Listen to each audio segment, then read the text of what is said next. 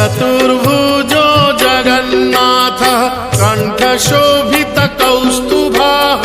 पद्मनाभो देवगर्भश्चन्द्रसूर्यविलोकनः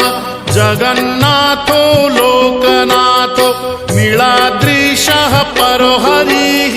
दीनबन्धुर्दया सिन्धुः कृपालुः जनरक्षकः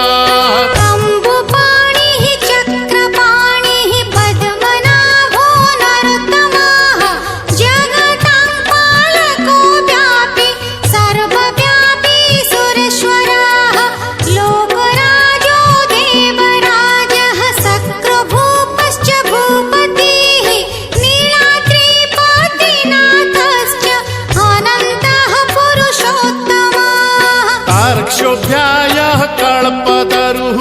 Vimla प्रीतिवर्धनः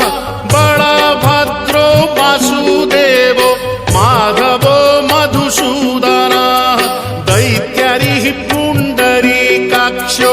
Vanamali बलप्रियः Brahma Vishnu वृष्णिवंशो Murari कृष्णकेशवः